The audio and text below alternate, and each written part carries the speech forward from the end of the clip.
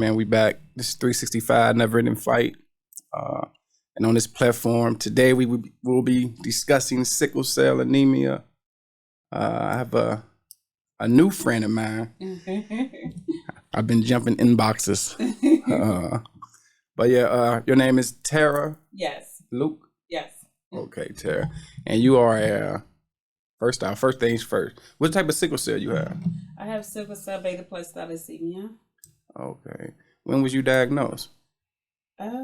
As far as I remember, I think it was like 6 or 7 years old. I remember my mom taking us to the doctor because we're from Kentucky, and she was taking us to those hospitals and things like that, and we moved over here in Cincinnati, and because she was trying to figure out, why we were. I have a twin, and why we were constantly crying, why we was just kind of just restless. And as far as I remember back, I remember around 6 or 7 that we went to the doctors and we had multiple appointments. So I don't have the exact age, but just how far back I remember talking to our doctors. Okay, just a little bit about myself. I was diagnosed at the age of 5, and I'm SC, hemoglobin. But what I learned, you know what? I haven't met too many people with SC or beta. Okay. I know a lot of the research is based on SS, like hydroxyurea, things like that. Are you familiar with that medication? I am very familiar with that medication. My nephew, he's SS and he's on that medication or was. Okay. So, but Okay. So you are also a nurse, yes. right? How long you been a nurse? Almost 10 years. 10? Yeah, so almost 10 years. Wow. What type of nurse? Is that a classification? So I started off with long-term care, the facilities, nursing homes, and things like that. Currently, I've been doing traveling nursing. So I'm in the hospitals, med-surg, tele. So that's what I've been currently doing. Okay. So how was that your process with sickle cell and trying to balance sickle cell in your education to become a nurse? Was that hard for you? Very hard. Obviously, we know stress. Stress is a big trigger for us. So trying to basically balance the stress, trying to figure out ways to meditate, figure out ways to not allow the education and demand of nursing. We all know, whoever went to nursing school, we all know it's like a full-time job. So, and also trying to be successful, achieve testing and things like that, and passing out of nursing school was one of the biggest stressors in my life. So just learn how to meditate, keep hydrated, sleep. So that was one of the things that you got to make sure that you balance, although you're staying up late studying. Okay. Now I know when I was in Fortis College, and before I graduated Fortis, for heating and cooling, I did blood drives. So what I did was I organized a blood drive before I graduated, and I went into each class to speak more about sickle cell, and I went into the nursing class because I was just curious on the literature, what the education part was it real big, and for us, like how was that just having sickles? You know you have sickle cell, but when you studying these books, is sickle cell even mentioned? It's not even mentioned. Maybe once, and that's where a lot of the ignorance come in from healthcare workers, nurses. If you're not studying in what with the blood or whatever, you have no clue. You have no clue the chronic pain, the triggers, and things like that. I want to say honestly, I probably seen that sickle cell probably once or twice. Wow. And yes, Wow. in our readings. And can I ask, when did you attend Fortis? What year? What year was that I came up out of Fortis? 2013, 2014, somewhere in there. That's crazy. That's when I started Fortis. Do you remember the blood drive they had there? Yes, I do remember. Yeah, that's what I put. Yeah, Awesome. I organized that blood drive because I was just so curious. Everywhere. I mean, as you know, this is a lifestyle. It's something you can't really run from. I used to run from it, but I always got pulled back. Try to ignore it. Try to act like it didn't exist to the point where people were able to see it on me. So after that, I just got to the point like, you know, everything I do is going to be with sickle cell and the blood drive. 'Cause I was also a recipient of blood. And I had a full blood exchange where they took all 16 pints out and put all 16s in, right? Wow. So, and the crazy, and of course they did it simultaneously where they had one pulling and pushing. But I was cured of sickle cell for like 2 weeks when they did that before your body started producing the cells again. And it was beautiful because I had some energy that I never experienced before. Wow. But after that, I'm like, look, I knew the importance of blood, even though I'm SC, and SC is not treated with blood transfusions like SS is. But even now, I still organize blood drives, and just for the simple fact I know our people, mainly sickle cell pair, everybody could benefit, but I do it up on the sickle cell. Yes. But that's why I did it at Florida, because I was just wondering, like, man, is these teachers, like these nurse students, what are they being taught coming out? You know, Right. so what part did they even touch on when they did mention sickle cell in the books? I want to say more so, I believe like med surge, I think our second class, like med surge 2, and it was very brief. Like when we just go over the body systems and things like that or whatever in the circulatory, they just mention it. It did not elaborate at all. Like, Wow. and I remember saying something about it, like, you know, just commenting on it. And a few people could relate because they have relatives, but that was it. That was it. Like teachers Wow. couldn't. Some teachers couldn't relate if they had never took care of a patient that had sickle cell or have loved ones or whatever. But Wow. See, so it's really passed over. and that's the issue, because the couple of times I did look into the books, I have talked to several nurses, and then they might mention hydroxyurea. Now they mention the pain part, which is not good because it paints the picture of a dope fiend before you even know the patient. Because, you know, I also speak on panels to where I'll speak to like UC students that's coming out, doctors. So it's quite a few panels that I have done with Dr. Deers. I don't know if you know Dr. Deers. She's over at UC, but I have done quite a few panels, and I just ask different questions. They be so oblivious. You know, it's always the pain. I try to tell them, like, you know, separate the chart from the person. You know, Yeah. we more than just that chart. Because if you look at that chart and you see Dilaudid, Oxycontin, Percocet, Toradol, half of the stuff is your protocol. But if you judge me by that and not by my lifestyle, you know, then of course. But with you dealing with sickle cell, what hospital do you attend, if you don't mind saying? So I go to Good Samaritan Hospital. Okay, Good Samaritan. Okay, so you ain't never dealt with UC? Just once, and my experience wasn't good. I actually had waited. Basically, I spent the night in the emergency room. I just felt like they pulled the curtain. And you mentioned about being treated like a dope fiend. I was so distraught on how I was treated, and it was like so surreal. And I'm like, I even hate taking medicine.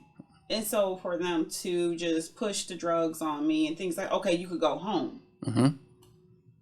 Like, have we resolved this? Like, you know, have you gave me IV fluids? Like, it was just push, push, push. Okay, you could go home. So to be behind curtains for 48 hours and I'm cold, like, you know how we have to be warm and stuff. I'm like, oh my goodness. So I really believe that we need to have advocates in the hospital, in some type of social service. If they have a person that's admitted through the emergency room, to be our advocate. You know, I just know myself, when I'm in a crisis, it's like I almost shut down too, because it's just like they ask you all these questions and stuff, and you're in this severe pain, and they reacting to your disposition instead of just really assessing, like, this person's in pain, they can't really, you know, they can't really talk or whatever. Instead of they judge us as, oh, this person is angry or have an attitude, they want to hurry up and get the drugs. Right.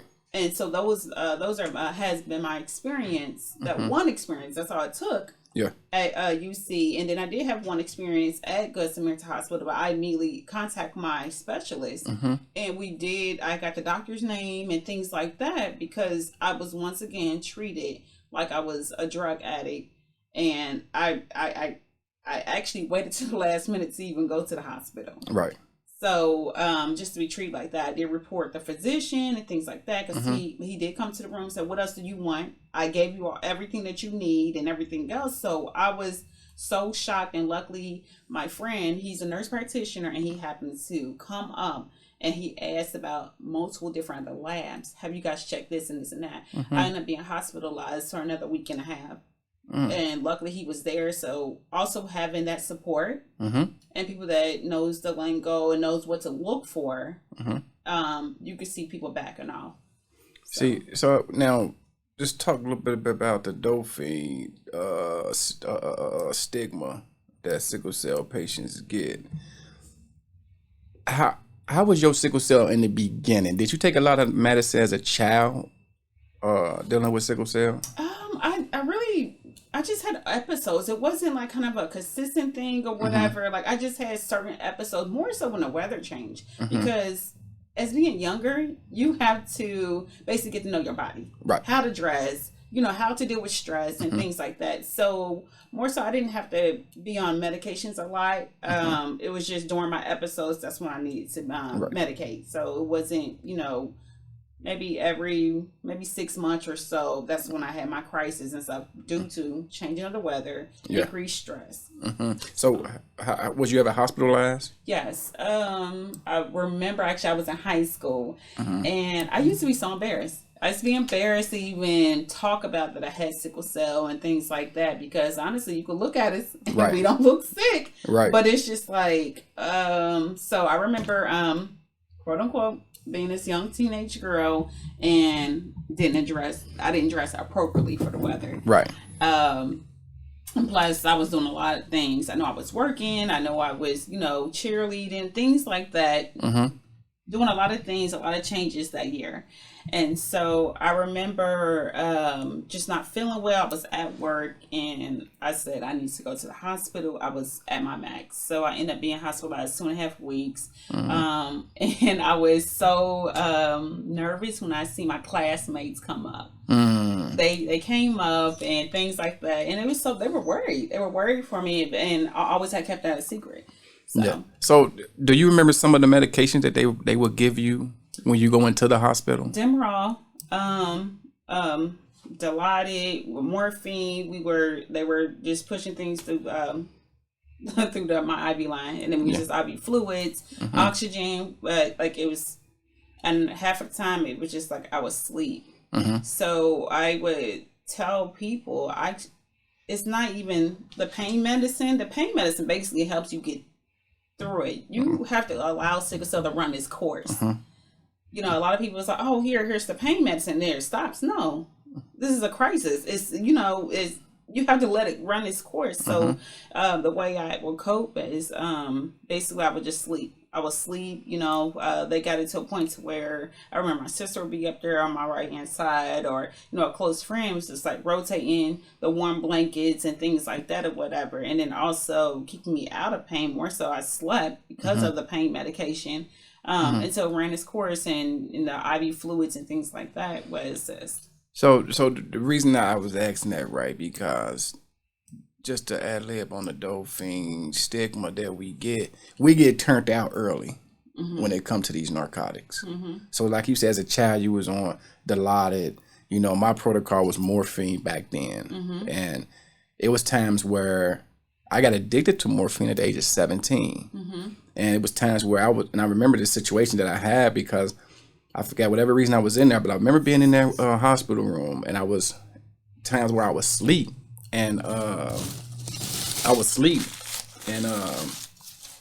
the nurse would come in and still inject me with this medication, but I'm asleep. I'm not even asking for it. So you still injected me with this medication, just for years, just a few months or a year down the line, I ended up being addicted to it. Thank God that it almost killed me because my throat ended up closing from it. So fast forward to now, when you make that trip up Burnett or whatever hospital you choose to go outside of Children's, now it's like, okay, y'all give us this narcotic as kids, but then once we become adults, y'all look at us like we dope fiends. When y'all this is the only means of treatment that y'all ever introduced to sickle cell patients. You see what I'm saying? So that's the, but like how you saying, like for as an advocate inside the hospitals, that's something that we really truly need. We definitely need that. Like a separate, okay, you're a social worker, but we need somebody particularly for sickle cell. Yes. That knows the protocol, to know what blood work you count. Because now what I'm hearing now for a few people that I have interviewed, they look at your hemoglobins, right? Which they always did, but it seemed like if your hemoglobins run high, like mine's run probably like 14, 15 at sea. I was just in the hospital emergency room maybe a month ago up there at Mercy, and they took some blood, came back. He said, "Well, your hemoglobin's fine, so you can't be in that much pain." Yeah. I'm like, damn, when they start doing this, like, I'm glad that you said that, and I wish I remember what my friend identified. Remember, I said my nurse practitioner friend was there in the emergency room, and my hemoglobin was not low. And they were questioning my pain, and I really wish, I'm gonna have to get back to you, what lab that would indicate also that you're in a crisis. And that's what kind of just like drew the doctor back and kind of just looked at him, because he knew. He knew, like, okay, so it's something else. You can't just always, everything's not a cookie cutter. Right. And everybody different. Exactly. And so when he mentioned that, that's what, allowed him to do further assessment. So yes, I understand, and I had experienced that too. Yeah, but you know what? But see, like even now, right? I'm at a new place now, a new doctor. Just for the simple fact that my doctor, my original doctor retired, and they brought a new doctor in. But when you go other places and you have a protocol, my protocol is at UC Hospital, and you have a protocol, a lot of people look at you like you're crazy. So if I go in there, one time I went to Mercy, and I was like, okay, my protocol is 2 cc's of Dilaudid. I get a Benadryl, Finnegan, Toradol, enough IVs to push that medication, because I could drink fluids. I don't need IV fluids, because too many IV fluids is bad for your heart. A lot of people don't know that, and they love pushing them bags on you, and they wonder why people swell up from it. But they look at you like you crazy. I done had a doctor tell me, going back to UC with that, kick me out, police walked me out and everything, because I came in there and told them what my protocol was, what works for me. You see what I'm saying? So it's such a stigma, and it's sad, because I'm like, at that time, I'm good and knocking on 40. I'm like, I'm almost 40 years in the game. I should know what works for me. I can save your time and my time if you just listen to what's going on. Right. But we both know you can't tell nobody how they do their job. That they have to go through the proper channels, and I could dig it. But I know you touched on being embarrassed a little bit as a child living with sickle cell. I used to I did a blood drive down at Woodward years ago, and I spoke to 3 different classes, and I met a little guy in there. At the end of it, he's like, "Man, you got sickle cell?" I'm like, "Yeah." And his friend, remind you, this is the 12th grade. He'd been friends with these kids since elementary, but then nobody knew he had sickle cell. And when he told me, and they found out, they was upset. Like, "Man, why didn't he tell me?" He would tell them he was in jail versus being in the hospital. Wow, are you serious? That's how embarrassed he was. And I get that, but why do you think kids be more embarrassed about sickle cell, or why was you embarrassed at the time? At the time, it was twice. I can tell you, I was in elementary, and I just didn't want. The first time, I just didn't want no one to feel sorry for me, that I was not capable of doing things that, quote unquote, a well person can do. Right. And I remember in elementary school, I believe my mom was enrolling us or talking to the school nurse, just an FYI in them, and she was just like, "Yeah, they have sickle cell." I promise you, I think I was less than 10. I come behind her and kind of just bump her, like, don't, right. We don't have to talk about this. Like, I'm fine. I ain't been sick, right. and things like that. And so then I got to high school. And it was just like more so, it was so weird, because it was like, I'm becoming popular. I'm a cheerleader. I'm right. this, like, I'm dating this football player. Like, they don't need to know all that. Right. Like, no, I'm cool. Like, right. That's irrelevant. So, yes. And so I just didn't want to. And I also, matter of fact, I even heard jokes in class, and and things like, oh, she looked like, or he looks like he got sickle cell, or this and that. Like, they would actually talk about people, and just because they was really fragile looking or quote unquote sick looking, or I heard it, and it was just like, oh my goodness. And at the time, I felt bad of not speaking on it. Like, and I was just so insecure about the disease, and because I didn't want someone to judge me, like, okay, I'm not capable of doing X, Y, and Z. Um, and then I remember when we was younger, our physician was just like, "Hey, don't have kids," and I'm like, "How do you take that away from me?" Like, but I didn't understand until later. Right. I didn't understand until later, and how basically, you could have to watch who you have kids with and things like that or whatever. But those are my moments. I'm gonna tell you something deep about that part about having kids. Right now, I've been mentoring for quite some time with sickle cell. I got turned into mentoring back when I was 23, through a lady by the name of Pam Jenkins. Was my social worker back in the day. And she said, D'Angelo, I got this little guy. I think, he got sickle cell. His mama struggling with him. He got this. He grew up in Indian Hills and this, that, and the third. He got this persona. You know how that be with ones who grew up not living in that one wind terrace type lifestyle, but still want to imitate. And so I got with him, and we vibed out. But that's how I was introduced to sickle cell, just by doing the mentoring part. But I just remember just dealing with just the insecurities, like you said, doesn't want to be normal, not being teased, and if I hit you, I kill you, different things like that. So I was the same way. Though I kept it to myself, but I got to the point where I almost tapped out due to the complications of sickle cell. I had pneumonia in both my lungs, and it was not, just back then I almost tapped from that. But I promised myself after that I will push the envelope and I will grind out and educate, motivate, because sickle cell, yes, it's a hell of a illness. It's nothing to be ashamed about. But I met this one lady, I mentored her son, and she told me that she broke up with her baby daddy because they didn't want to have no more kids like him with sickle cell, right? So I'm like, so that was the only reason y'all broke up. He wasn't like he cheated. He was domestic. He wasn't responsible. You stopped a loving relationship because you didn't want to reproduce. And of course, I'm biased. Back then, I felt a certain. I like you said, I know now. I get it, but I felt a certain way. I didn't understand that. I say because the healthiest person could walk out here and drop, but you stop love, and God forbid if that child overheard. That's the reason, like, you know what I mean? It's like resentment that you would have, like you're not worthy, because there's so many patients out here right now that feel that way. I can't be successful. I can't, why try? Why even bother? You have so many near death, or how should I say it?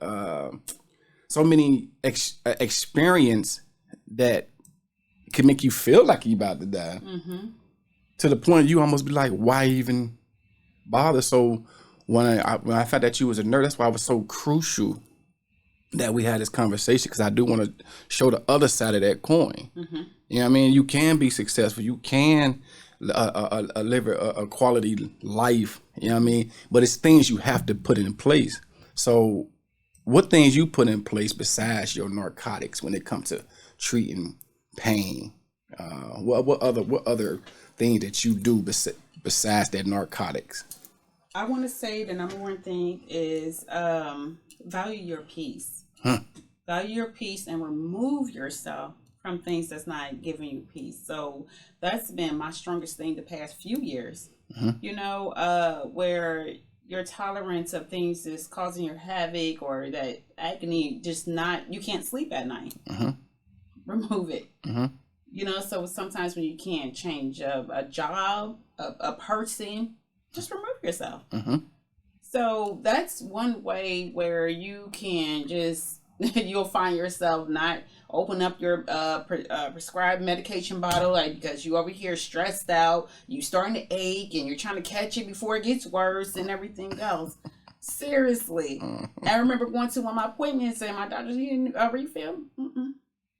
And it's just like, and I remember in the past needing a refill of my medication because I was up under so much stress, so much things I used to tolerate that was not good for my body. So the whole thing, what I would say is, live your life in peace. Millo saying, live, love, laugh, do it. Do it. Especially, being a patient of sickle cell and stuff like that. Like, we already have those, those challenges, in our lives. So I wouldn't entertain anything else. Just to piggyback off what you said, because I'm a firm believer, pain management is not just about a narcotic. That's what I believe. Pain management is company, scenery, conversation. So that, that's why I tell people, like, even right now, I will go down by the Ohio River, sit on one of the swings. One of my favorite places. And I'm an advocate of marijuana. So I roll me one, take me one with me, and just zone out. And just it's really about. They don't understand the narrative when them doctors say pain management. If you don't live this lifestyle, pain management. Yes, we take the narcotics, but your narcotics should be your last resort. Your narcotics, you might take one. Try to take as less as possible, but if you have to go up, pain management will keep you from going into them hospitals. Yes. But they don't understand pain management. Like, it's everything I just said: scenery, conversation, company, CBD, marijuana, meditation, yoga. Just different things. Like, that's really what pain management is. It's not just them doctors think of it as, did you take 6 pills today? Or why did you run out? Or why did you No, it's deeper than that. It's really deeper than that. I just hate when I see some of sickle cell patients just just give up and succumb to it. I was speaking to another group of people at UC. We used to have these classes where when you come to the clinic, they would have you meet with a pharmacist and they would go over your medication and talk. So one day I was early for my appointment. They pulled me in there. And they looking at me like I just got the Holy Grail, like I just figured it out. And I really don't. It's just because I'm just so relentless not to depend on them folks. Less is possible. So even magnesium, folic acid, zinc. It's just pain management is really it's deeper and more broad than just a prescription when you live in this lifestyle. But just to add, for mental health, how was your mental